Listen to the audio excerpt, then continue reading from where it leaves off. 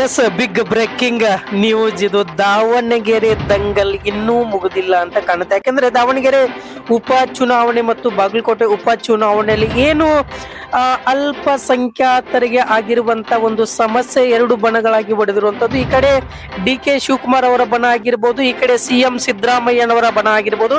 ಈ ಕುರಿತಾಗಿ ಒಂದು ಹೊಸ ತಂತ್ರವನ್ನ ಗೊಂದಲದಲ್ಲಿ ಒಂದು ಸರಿ ಸಮಾನವಾಗಿ ತರ್ತಾ ಇದ್ದಾರೆ ಸತೀಶ್ ಜಾರಕಿಹೊಳಿ ಅವರಂತ ಹೇಳ್ಬೋದು. ಯಾಕಂದ್ರೆ ಸತೀಶ್ ಜಾರಕಿಹೊಳಿಯನ್ನು ರಾಜಕೀಯದಲ್ಲಿ ಒಂದು ತಂತ್ರವನ್ನ ಮಾಡಕ್ಕೆ, ರಾಜಕೀಯ ಒಂದು ಚತುರಂತ ಮತ್ತೆ ಒಂದು ಸಾಬೀತ್ ಆಗ್ತಾ ಇದೆಯಂತ ಅಹಿಂದ ನಾಯಕ ಆಗಕ್ಕೆ ಹೊರಟಿದ್ದಾರ ಸತೀಶ್ ಜಾರಕಿಹೊಳಿ ಅವರು. ಯಾಕಂದ್ರೆ ಈ ಬೆನ್ನಲೆಯಲ್ಲಿ ಡಿ.ಕೆ. ಶಿವಕುಮಾರ್ ಅವರನ್ನ ಭೇಟಿ ಆಗಿರುವಂತದ್ದು, ಆಮೇಲೆ ಸಿಎಂ ಸಿದ್ದರಾಮಯ್ಯನವರನ್ನ ಭೇಟಿ ಆಗಿರುವಂತದ್ದು. ಯಾಕಂದ್ರೆ ಮುಂಚೆನೆ ಸ್ವಲ್ಪ ಮಟ್ಟದಲ್ಲಿ ಮಾತನಾಡಿದರು, ಅಂದ್ರೆ ಉಪ ಚುನಾವಣೆ ಪ್ರಚಾರದಲ್ಲಿ ಮಾತನಾಡಿರುವುದು. ಈ ರೀತಿಯಾಗಿ ಅಲ್ಪಸಂಖ್ಯಾತರು ಅಸಮಾಧಾನದಿಂದ ಯಾರು ಕಾಂಗ್ರೆಸ್ಗೆ ರಾಜೀನಾಮೆ ಕೊಟ್ಟಿದ್ದಾರೆ ಅವರಿಗೆ ನೀವು ಮರಳಿ ಆ ರಾಜೀನಾಮೆಯನ್ನ ಪಡೆದುಕೊಳ್ಳಿ, ವಾಪಸ್ ತಕ್ಕೊಳ್ಳಿ ಅಂತ ಹೇಳ್ಬಿಟ್ಟು ಅವರಿಗೆ ಆ ಮಾತುಕತೆ ನಡೆಸಿರುವಂತದ್ದು ಸತೀಶ್ ಜಾರಕಿಹೊಳಿ. ಈ ಕುರಿತಾಗಿನೂ ಹಲವು ನಾಯಕರ ಜೊತೆಗೆ ಚರ್ಚೆ ಮಾಡ್ತಾ ಇದ್ದಾರೆ ಸತೀಶ್ ಜಾರಕಿಹೊಳಿ ಅವರು.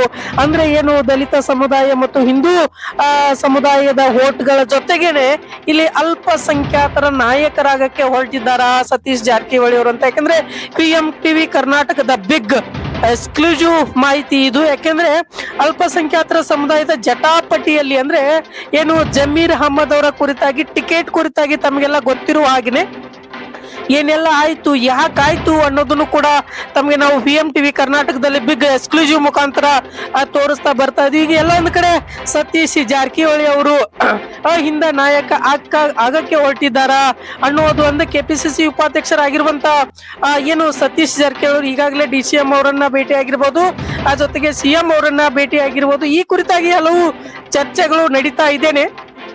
ಇನ್ನು ಇದರಿಂದಾಗಿ ಏನೆಲ್ಲ ಬೆಳವಣಿಗೆ ಆಗುತ್ತೆ, ಮುಂದೆ ಹೇಗೆ ಹೋಗುತ್ತೆ ಅನ್ನೋದನ್ನು ಕೂಡ ನಾವು PM TV ಕರ್ನಾಟಕದಲ್ಲಿ ಬಿಗ್ ಎಕ್ಸ್ಕ್ಲೂಸಿವ್ ಮಾಹಿತಿಯಾಗಿ ತಿಳಿಸ್ತಾ ಬರ್ತಾ ಇದೀವಿ. ಈಗ ಏನಾದ್ರೂ ಮುಸ್ಲಿಂ ಸಮುದಾಯ ಯಾರೆಲ್ಲ ರಾಜೀನಾಮೆ ನೀಡಿದ್ರು ಅವರು ರಾಜೀನಾಮೆಯನ್ನ ವಾಪಸ್ ತೆಗೆದುಕೊಳ್ತಾರ, ಆಗುತ್ತಾ ಅನ್ನೋದು ಕೂಡ ಇಲ್ಲಿ ಒಂದು ಯಕ್ಷ ಪ್ರಶ್ನೆ ಆಗಿ ಕಾಡ್ತಾ ಇದೆ ಅಂತ ಹೇಳ್ಬೋದು. ಇದು PM TV Karnataka big exclusive in fact news ಅಂತಾನೆ ಹೇಳ್ಬೋದು. ಯಾಕಂದ್ರೆ ಸತೀಶ್ ಜಾರಕಿಹೊಳಿ ಅವರು ಈ ರೀತಿಯಾಗಿ ಹೊಸ ತಂತ್ರ ಜೊತೆಗೆ ಎರಡೂ ಸರಿ ಸಮಾನವಾಗಿ ಸಾಂತ್ವನ ಹೇಳುವಂತ ಕೆಲಸ ಕೂಡ ಆಗ್ತಾ ಇದೆ ಅಂತಾನೆ ಹೇಳ್ಬೋದು. ಯಾಕಂದ್ರೆ ಈ ರೀತಿಯಾಗಿ ನಡೀತಾ ಹಿಡಿದು ಹಿಂದ ನಾಯಕ ಆಗ್ತಾರ ಸತೀಶ್ ಜಾರಕಿಹೊಳಿ ಅವರು ಅನ್ನೋದನ್ನು ಕೂಡ